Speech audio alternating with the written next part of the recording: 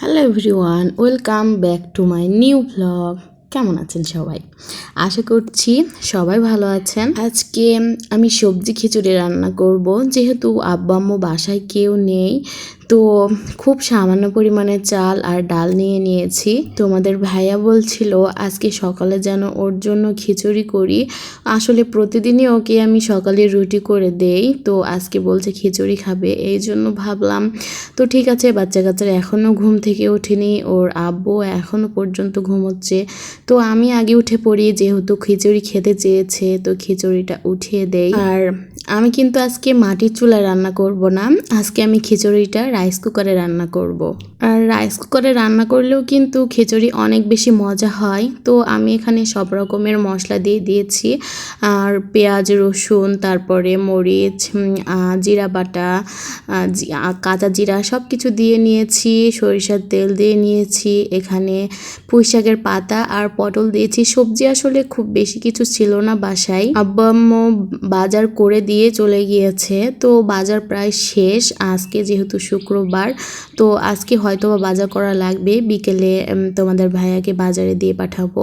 তো এখানে আমি সব কিছু মাখিয়ে নিয়েছি, নিয়ে খিচুড়িটা পরিমাণ মতো পানি দিয়ে রাইস কুকারে তুলে দিলাম। আমি ওকে রাত্রে জিজ্ঞেস করছিলাম খিচুড়ি কি দিয়ে খাবে, ডিম ভাজা দিয়ে নাকি মাছ ভাজা দিয়ে, তো ও বলছে তোমার যেটা মন চাই তুমি সেটা দিয়ে করো। তো ভাবলাম মাছ ভাজা দিয়ে না করি, ডিম ভাজা দিয়ে খিচুড়ি খেতে অনেক বেশি মজা হয়। তো আমার এখানে ডিম ভাজার সময় কড়াই আমি আসলে খেয়াল করিনি, পরে দেখি যে হচ্ছে একটু আগের দিন হচ্ছে মাছ ভেজেছিলাম, সেগুলো লেগে আছে, তো একটু ডিমটা কালো হয়ে গিয়েছে।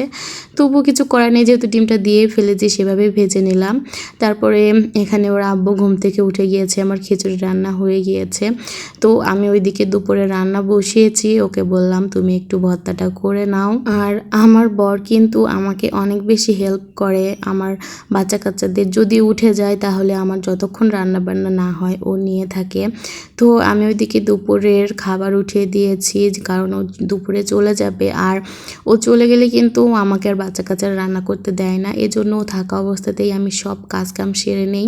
তো এদিকে ওর আব্বুকে আমি খেতে দিয়েছি, আর এখানে আমি দুপুরের জন্য রান্না উঠিয়ে দিচ্ছি।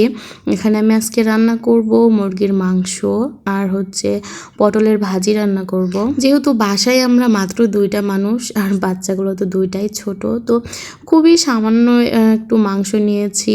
একটি মুরগি নিয়ে আসছিল, সেটা আমি 3 ভাগ করে রেখেছি, কারণ একসাথে অতগুলো রান্না করলে আসলে খাওয়া সম্ভব না, 2টা মানুষ কতই আর খাবো, এই জন্য খুব সামান্য পরিমাণে রান্না করছি। আর এইটুকুই দেখা যাবে যে থেকে যাবে, ফালাই দিতে হয়, তো কিছু, এই জন্য খুবই অল্প করে রান্না করছি আমি। তো ঠিক আছে, আমার রান্নাবান্না শেষ, আজকের ভিডিও আমি এখানেই শেষ করছি। সবাই ভালো থেকো, সো আল্লাহ হাফিজ।